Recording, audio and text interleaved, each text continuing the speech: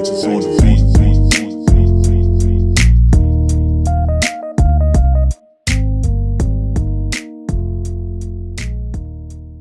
Before bashing the Washington football team, I first want to pay my respects to Alex Trebek, who just passed away, the longtime Jeopardy host, who my family, I know many families out there, loved watching on Jeopardy for so many years. And I'm also mentioning his name because of the fact that he was a devout Washington football or Redskins fan back then. And man, I'm just sorry that we couldn't give him a performance that would have made him proud.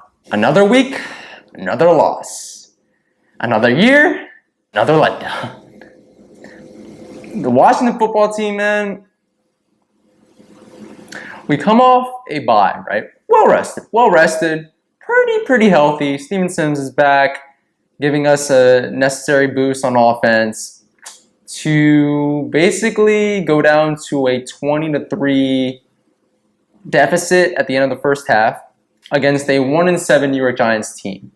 We continually make Daniel Jones, the New York Giants, look like they are the best team in NFL history. We continue to make Daniel Jones in particular look like he's Joe Montana.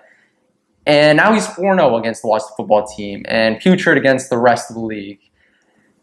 I don't know when the misery is going to stop, guys. I really don't know. You know, it looked good early on. It started with a big fourth down stop on defense, and I was ecstatic. I know many of you all were ecstatic. And then Antonio Gibson had a pretty nice run. And then, whoops, the ball just dropped onto the ground. And it was a fumble at the end of the run. And I don't know why, but Logan Thomas, who was right over the ball, did not jump on the ball. And he basically just watched the ball roll to his feet and just keep rolling. And ultimately, the Giants recovered. And things just started going downhill from there, at least in the first half. The defense, right after, proceeded to give up a big pass play, and I believe Cameron Curl was at fault for that play. Speaking of Cameron Curl, man, too many missed tackles today. We are coming off having a strong safety in Landon Collins, man the position for the last 2 years, and someone who has been lackluster, to say the least, in coverage and has also missed tackles, to now have a young guy, immediately, who's not getting paid nearly as much money, also missed tackles. And that sucks to see because Cameron Curl, I mean, he showed some flashes in the first couple of games, but hopefully he'll bounce back next week. It was just not the greatest of showing today, other than the sack that he had on Denny Jones towards the end of the game that actually gave us another possession off a turnover that I'll speak up a little bit later. Logan Thomas, again, he just keeps dropping the ball, man. He just keeps dropping the ball, literally and figuratively. There were a couple of passes throughout the game that were right in his hands, and he just dropped the ball.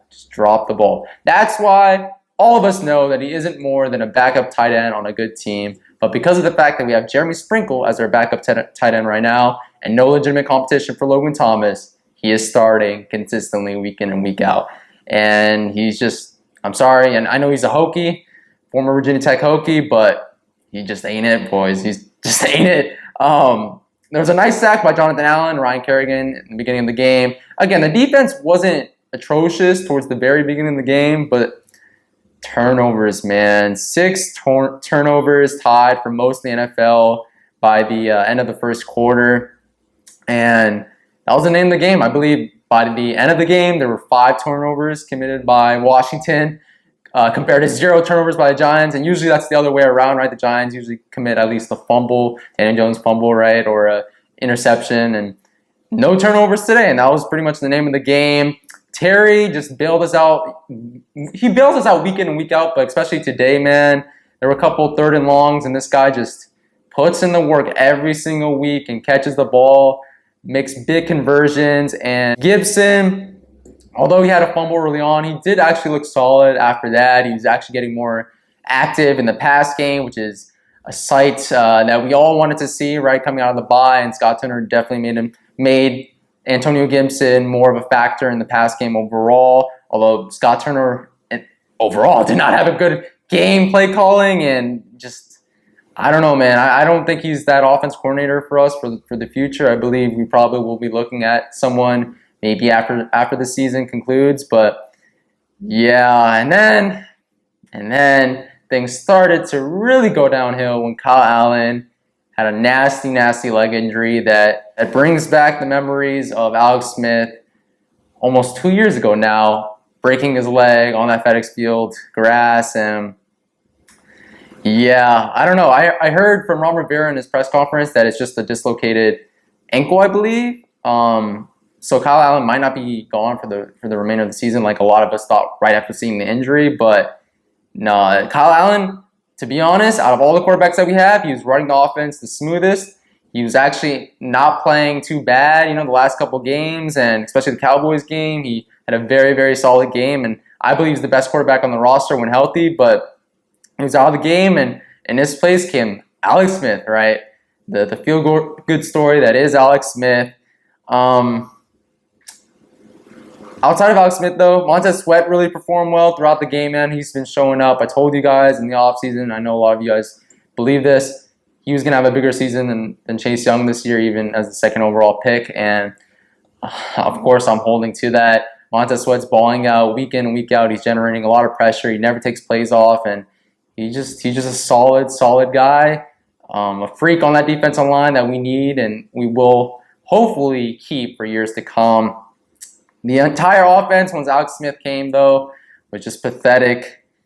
Again, we were losing 20-3 at the half, and Alex Smith had an interception, I believe, at that point. And then Cam Sims started producing. We actually had a couple of Cam Sims sightings, and really more than sightings, actually good production out of Cam Sims today. I believe he had 3 catches for 110 yards today, and he was balling, man. He was finding the open spaces in the zone and catching the ball and turning upfield and generating a lot of yards. So Cam Sims had a very, very good game today for a guy who was not expected to give us much coming into the season. And Antonio Gibson, once again, was thriving really since his bad fumble, had a rushing touchdown, which is always great to see because I believe he is one of the 2 cornerstones that we have on our offense right now. But then penalties, man. On top of the fact that we committed 5 turnovers the entire game, penalties was also just something that kicked us and throughout the entire game, man. There was plenty of times when we were in field goal position or maybe even driving towards potentially getting a touchdown, but penalties just kicked us out of field goal range and just forced us to punt. It was just a really bad game for both penalties and turnovers, and you just cannot win in the NFL, even against a 1-7 Giants team, when you commit so many penalties and commit so many turnovers. And then, I'll admit it, towards the second half, in the beginning, I was sort of kicking, screaming here in my apartment. I was furious. I was just so mad that was the effort that the team showed, right? Coming off a bye, going down 20-3 and stuff. But the team showed up, towards the third quarter, and it was actually producing somewhat on offense. And of course, our guy, Scary Terry, man, he's a baller, man. He's a baller. This guy literally, admittedly, it was a great pass by Alex Smith, right, in I believe, triple coverage. But Terry just caught the ball, man, and there were 3 guys around him, but he just ran upfield and scored a touchdown. And 1, that benefited my fantasy team very much because I did end up starting him. But 2, obviously, that gave the team the necessary boost and really made it a close game and really gave Washington all the momentum towards the end of the game. But last but not least, Alex Smith, 3 interceptions today. One of the interceptions, I believe it was the first one, McKissick just fell down and can't really do too much about it, right? Because I believe it was Giants linebacker who caught the ball, and I don't put too much blame on Alex Smith because of that. But the other 2 interceptions were just putrid, especially the last one, man, to Logan Ryan. Alex Smith had 2 opportunities to have game-tying, if not game-winning drives, and just vomited. Just did not produce any sort of points on those 2 drives. The defense was playing well towards the end of the game. Again, Cameron Curl had that crucial sack, but Alex Smith did not take advantage, and that proved the most costly of all out of all the mistakes that we made in this game. Now, Washington is sitting at 2-6.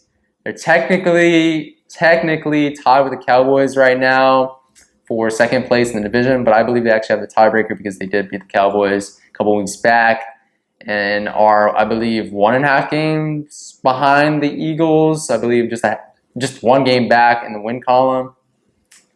It doesn't matter, guys. It really doesn't. I'm one of those people who think that we should try to vie for better draft position at this point. I think we shouldn't just completely tank. I think we should still be competitive and still try to win games. But I think at least front office wise, they should probably look towards the draft and really look at all the needs, the plentiful needs that we have on this team at quarterback first and foremost, wide receiver. We need another receiver outside Terry because Terry is a top 10 receiver at this point, but we need someone right besides him, right, to really have a good offense. Tight end, for sure. Logan Thomas is not the answer. I've come to that conclusion already. Offensive tackle, specifically left tackle, would be great.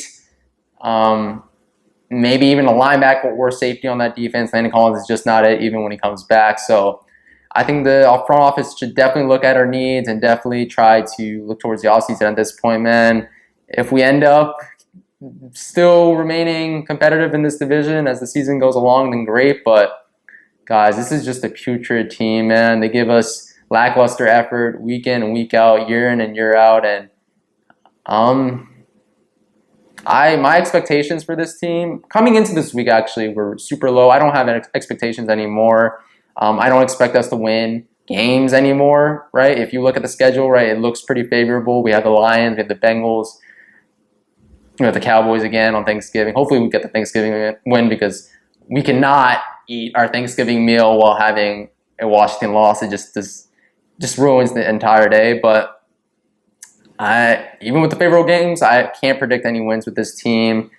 Again, the defense was not actually too bad and is actually still one of the best in the league at this point.